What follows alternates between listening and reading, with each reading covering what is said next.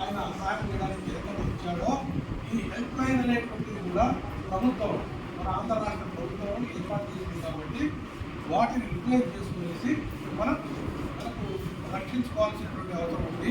ఈ ఏదైతే help line ఉంటుందో దాన్ని ప్రొటెక్ట్ చేసుకోవాలి. ఏదైతే కుటుంబ రాసేటువంటి రాష్ట్రము ఈ దేశాన్ని మొదటి ప్రధానమంత్రి చెప్పేస్తాం కదా, కొంత అలాంటి డిపార్ట్మెంట్ అలాంటి హెల్ప్ ఉండాలా మైండ్లో ఉండాలి.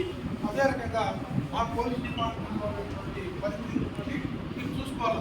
పోలీస్ స్టేషన్ రికార్డ్స్ అనేది ఉంటాయి. దగ్గర 60 నుంచి 70 రికార్డులు మేము మెయింటైన్ చేస్తుంటాం.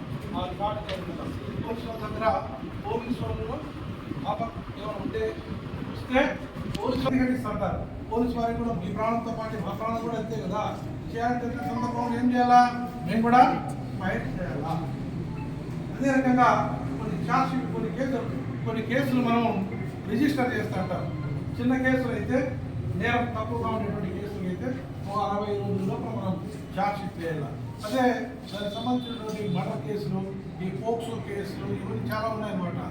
ఈ సెక్సువల్ అసాల్ట్ కేసెస్ అవన్నీ ఉంటాయి కదా, అవి 90 రోజుల లోపల ఛార్జ్షీట్, సాధ్యమైన వరకు 60 రోజులు 90 రోజుల లోపల ఛార్జ్షీట్ వేయాలి. మీ పైన ఏమైనా మీ ఊళ్ళో కానీ మీరేం కానీ పోలీసులు పట్టించుకోలేదు, కేసు ఇచ్చినా కానీ ఎట్లా అంటే మీకు అడిగే హక్కు కూడా ఉంది. మీకు మన ఆంధ్ర రాష్ట్ర ప్రభుత్వము మొబైల్ యాప్ సిస్టమ్ కూడా పెట్టింది. మీ నెంబర్ ఇస్తే, మీరు ఎఫ్ఐఆర్ కూడా ఇస్తే మీ నెంబర్కు ఏ రకంగా అయితే రైల్వే టికెట్ మీకు బుక్ అయింది, సీట్ అలాట్ అయింది మెసేజ్ వస్తాయో, మీ ఎఫ్ఐఆర్ మీరు ఇస్తే కదా, ఆ ఎఫ్ఐఆర్తో పాటు మీ సెల్ నెంబర్ ఎవరైనా ఇస్తే అది ఆటోమేటిక్గా ఎఫ్ఐఆర్ కట్టినాము అని మెసేజ్ సిస్టమ్ పెట్టింది. ఛార్జ్షీట్లు వేసిన తర్వాత ఈ కేసు ఈరోజు కోర్టుకి వస్తూ ఉంటుంది. తర్వాత కోర్టులో ట్రయల్ జరుగుతుంది. ఈరోజు కోర్టు ట్రయల్లో కూడా ఎవరైతే సాక్షులు ఉన్నారో కోర్టు ఎంతమంది విచారించినారు ఏం కదా ప్రతి ఒక్కటి ఆన్లైన్ సిస్టమ్ కూడా అయిపోయింది. ఇప్పుడు ఉన్నటువంటి తెలుగుదేశం ప్రభుత్వము గవర్నమెంట్ ఏం చేసిందంటే యాప్ ద్వారా సేవలు కూడా మీకు సంబంధించినటువంటి ఆ యాప్ని మీరు డౌన్లోడ్ చేసుకొని మీ అవసరానికి ఏవైతే ఉంటుందో దగ్గర 63 నుంచి 65 సేవలు కనుక మీకు నమోదు పరిస్తే వెంటనే పోలీస్ అయితే పోలీస్, ఎక్స్ అయితే ఎక్స్, ఎంఆర్ అయితే ఎంఆర్, ఎంపీడో అయితే ఎంపీడో, లేదంటే ఇంకో రకంగా ఉంటే ఉంటుంది. ఈ సిస్టాన్ని మొన్ననే ఈ రాష్ట్ర ముఖ్యమంత్రి గౌరవ చంద్రబాబు నాయుడు గారు ఇంట్రడ్యూస్ చేశారు. దాంట్లో ప్రజల నుంచి మంచిగా రెస్పాన్స్ వస్తూ ఉంది. కాబట్టి వీటినన్నింటినీ మీరు సక్రమంగా వినియోగించుకొని కొద్దిగా ఆవిధరాలు ఉపయోగపడుతూ మీరు చదువుతున్నారంటే ఉద్యోగం కోసమే కదా. అది ప్రైవేట్ ఉద్యోగమా గవర్నమెంట్ ఉద్యోగమా పక్కన పెట్టండి. ఉద్యోగం అంటే నిరుద్యోగం నుంచి ఉద్యోగానికి రావాలి. కాబట్టి ఇవన్నీ రావాలి ఏంటంటే ఉద్యోగం వస్తే ఏమవుతుంది, ఈ రాష్ట్రము బాగుపడుతుంది, రాష్ట్రం కూడా అభివృద్ధిలో ముందుకు దోసుకుపోతుంది అనమాట. అది ఎంత ఎవరు సహకారం కావాలా, యువకులు కావాలా.